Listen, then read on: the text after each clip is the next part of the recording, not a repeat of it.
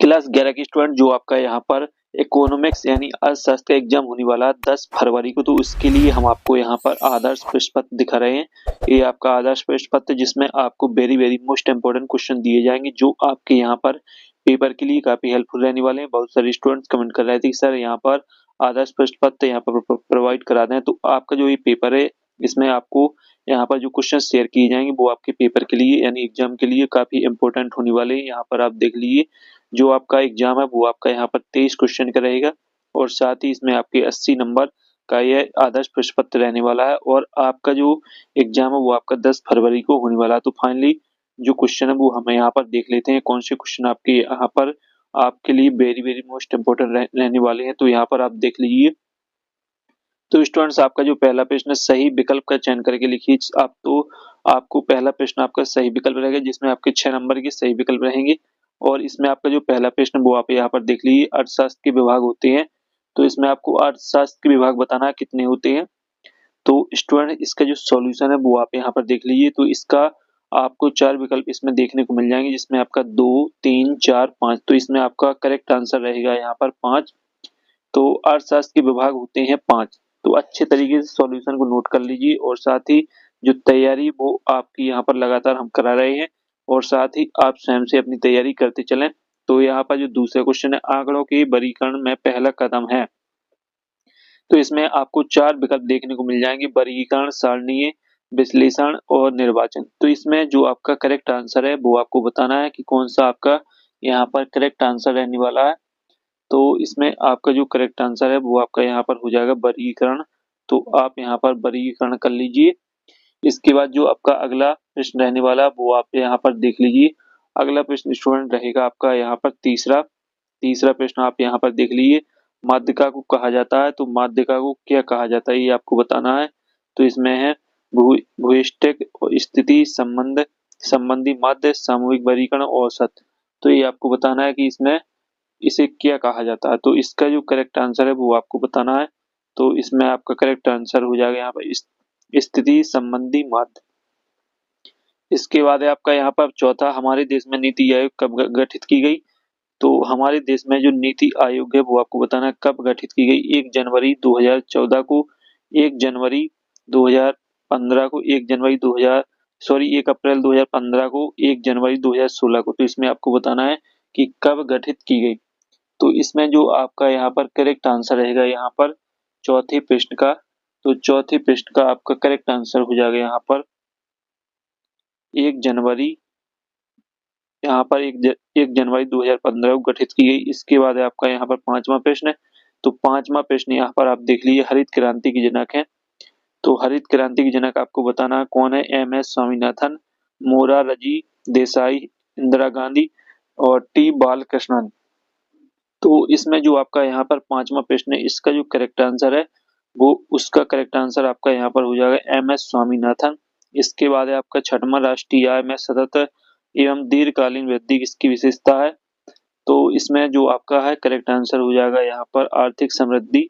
तो स्टूडेंट्स इस तरीके से आपके जो यहाँ पर सही विकल्प है वो कंप्लीट हो जाते हैं। अब यहाँ पर अगला प्रश्न देख लेते हैं और साथ ही आपका यह पेपर इंग्लिश आदर्श पृष्ठ पत्र इंग्लिश वर्जन में भी दिया गया है, तो इंग्लिश वर्जन में भी आप पढ़ सकते हैं, सॉल्यूशन को प्राप्त कर सकते हैं।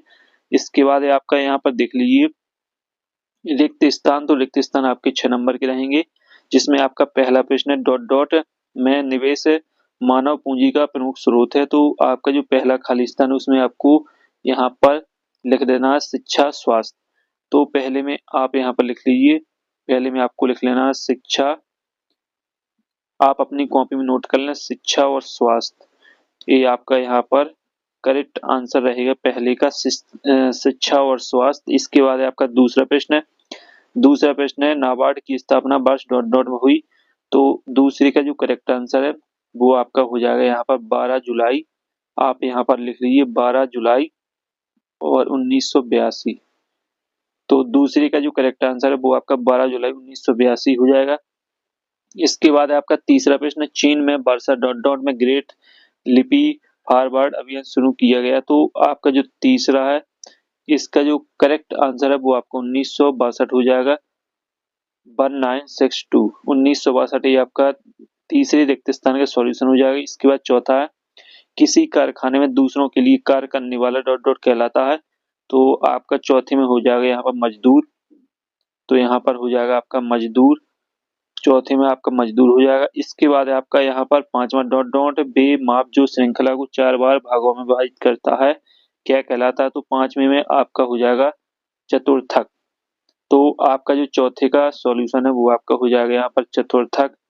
ये आपका करेक्ट आंसर हो जाएगा। इसके बाद है आपका यहाँ पर छठवां, सामान्य कीमत स्तर में परिवर्तन का संकेत डॉट डॉट से प्राप्त होता है। तो जो आपका यहाँ पर छठवां है इसका सॉल्यूशन हो जाएगा कीमत, कीमत सूचकांक। तो इसमें आपका हो जाएगा कीमत, यहाँ पर कीमत सूचकांक हो जाएगा। ये आपका करेक्ट आंसर रहेगा यहाँ पर छठवें का। तो इस तरीके से आपके खाली स्थान कंप्लीट हो जाते हैं। इंग्लिश मीडियम के बच्चे यहाँ पर इंग्लिश मीडियम में भी इस आदर्श प्रश्न पत्र को देख सकते हैं। अब आती है आपकी सही जोड़ी। तो स्टूडेंट जो आपकी सही जोड़ी वो आपकी यहाँ पर 7 नंबर की रहेगी। तो इसमें आपका जो पहला प्रश्न है यहाँ पर क्लोरोफ्लोरोकार्बन, तो इसमें आपका हो जाएगा ग्रीन हाउस प्रभाव। इसके बाद औद्योगिक क्रांति, तो जो आपका उद्योग क्रांति है वो आपका हो जाएगा 19 उद्योग क्रांति। तो जो आपका उद्योग क्रांति है तीसरी सही जोड़ी, इसका आपका हो जाएगा यहाँ पर आपको हम बताते हैं।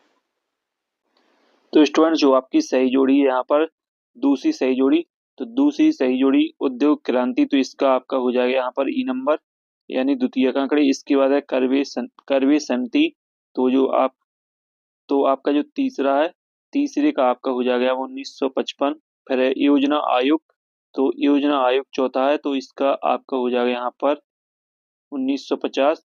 फिर है राष्ट्रीय शिक्षा नीति, तो हो जाएगा 2020। इसके बाद है आंकड़ा संग्रहण, तो इसका हो जाएगा डी प्राथमिक संग्रहण, प्राथमिक आंकड़े और प्रत्यक्ष जानकारी, तो इसका हो जाएगा आपका सी। तो इस तरीके से आपके सही मिलान कंप्लीट हो जाता है।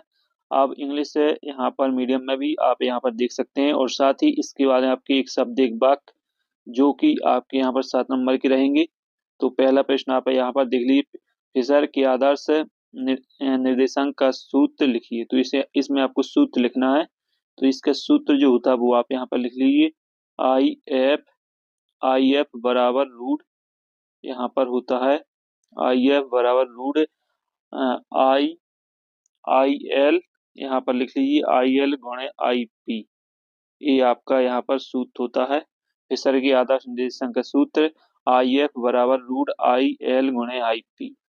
इसके बाद है आपका दूसरा प्रश्न है, किसी क्रिया किस क्षेत्र से संबंधित होती हैं। तो जो आपका दूसरा प्रश्न है, दूसरा प्रश्न का यहाँ पर हो जाएगा सॉल्यूशन प्राथमिक क्षेत्र। तो यहाँ पर लिख लीजिए प्राथमिक क्षेत्र, ये आपका यहाँ पर सॉल्यूशन हो जाएगा प्राथमिक क्षेत्र।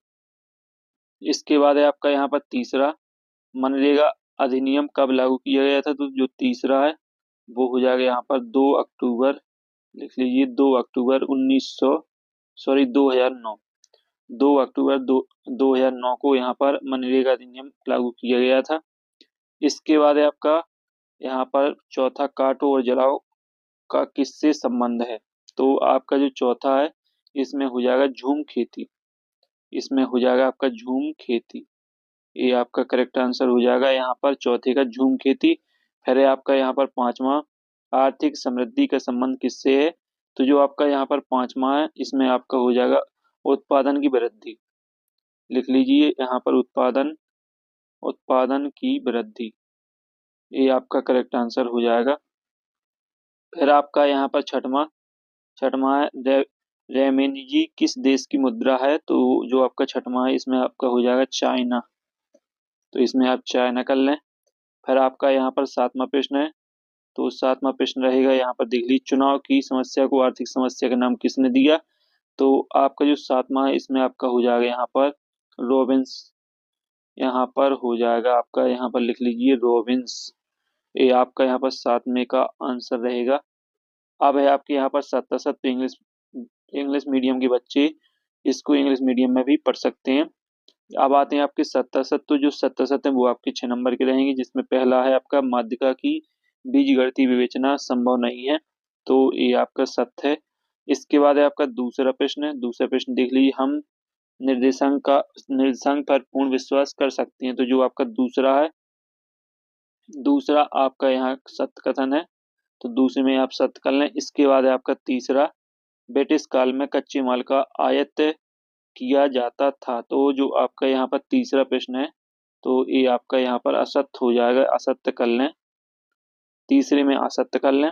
फिर आपका चौथा प्रश्न है, 1991 की उद्योग नीति में लाइसेंस में ढील दी गई। तो जो आपका चौथा प्रश्न है, चौथा जो कथन है वो आपका यहाँ पर सत्य हो जाएगा।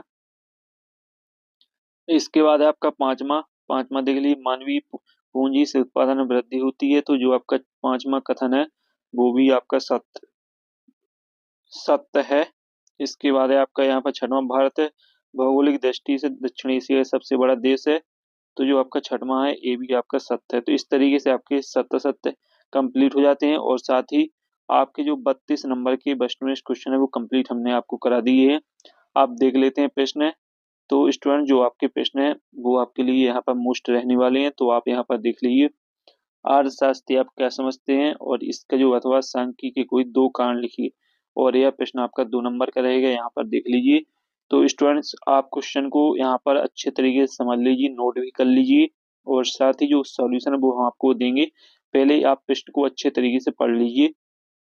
सातवां प्रश्न है, प्राथमिक समांक किसे कहते हैं, द्वितीय आंकड़ों के क्या स्रोत हैं। क्वेश्चन यहाँ पर आप पढ़ लीजिए, संपूर्ण क्वेश्चन हम आपको शेयर करने वाले हैं। इसके बाद आठवां, समांकों के वर्गीकरण से क्या आशा है, बारहमानता वितरण क्या समझाइए। और इसके बाद यहाँ पर नौवां है, समांतर माध्य का खंडित श्रेणी में सूत्र लिखिए। और भूइष्टिक के कोई दो गुण लिखिए। और 10वां है, अपकरण से क्या आशा है। यहाँ पर देख लीजिए 2 नंबर के प्रश्न रहेंगे, और 2 नंबर में आपके केवल यहाँ पर छोटे प्रश्न ही पूछे जाएंगे। इसके बाद है इसका अथवा 10वीं का, लॉरेंज वक्र की कोई दो गुण लिखिए। और 11वां है, बाजार अर्थव्यवस्था का अर्थ बताइए। तृतीय क्षेत्र के उदाहरण लिखिए। और इसके बाद है आपका यहाँ पर 13वां, नागपुर योजना क्या है, हरित क्रांति से क्या आशा है। 13वां है आपका, निरंतर रेखा क्या है। और इसके बाद जो इसका अथवा है वो भी आप देख लीजिए, मौसमी बेरोजगारी से क्या आशा है। और इसके बाद 14वां, ग्रामीण विकास से क्या आशा है, कृषि विपणन से क्या आशा है। और इसके बाद जो आपका 15वां प्रश्न है, मानव पूंजी निर्माण के स्रोत लिखिए। औपचारिक क्षेत्र अनौपचारिक क्षेत्र का अर्थ स्पष्ट कीजिए। और इसके बाद आपका 16वां प्रश्न है, प्राथमिक एवं द्वितीयक समग्र में अंतर स्पष्ट कीजिए। अब स्टूडेंट्स आपके 16वें प्रश्न 3 नंबर का रहेगा। और इसका जो अथवा 16वें प्रश्न का रेखा चित्र प्रदर्शन की सीमाएं लिखिए। सत्यमा प्रथा विचलन किसे कहते हैं, प्रमाप विचलन की कोई दो दोष लिखिए। और 7वां प्रश्न का अथवा है, अपकरण के उद्देश्य लिखिए। और साथ ही इसके बाद 18वां है, आधारिक संचलन किसे कहते हैं, इसका क्या महत्व है। पर्यावरण क्षति के प्रमुख कारकों का उल्लेख कीजिए।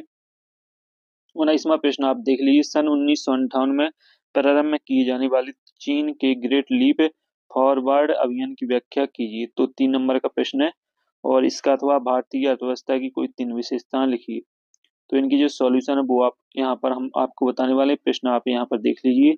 फिर आपका 20वां प्रश्न निम्नलिखित है, वितरण से माध्यिका मूल्य की परिगणना कीजिए। तो इसमें आपको माध्यिका की गणना करना है, और साथ ही इसका अथवा भी आप यहाँ, सॉरी 21वां प्रश्न देख लीजिए, सहसंबंध के विभिन्न प्रकार को संक्षेप में समझाइए।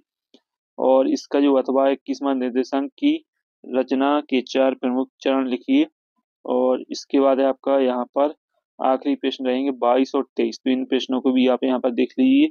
ब्रिटिश शासन का भारतीय अर्थव्यवस्था पर प्रभाव लिखिए, और आर्थिक नियोजन के 4 लाभ लिखिए।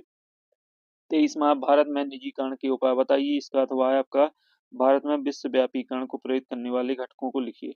तो स्टूडेंट 23 तक के प्रश्न हमने आपको बता दिए, और 23 ही प्रश्न आपके यहाँ पर जो पेपर होगा उसमें पूछे जाएंगे। तो ये आपका आदर्श प्रश्न पत्र जो आपके प्रश्न हमने आपको बताए हैं वो आपके लिए वेरी वेरी मोस्ट इंपोर्टेंट रहेंगे।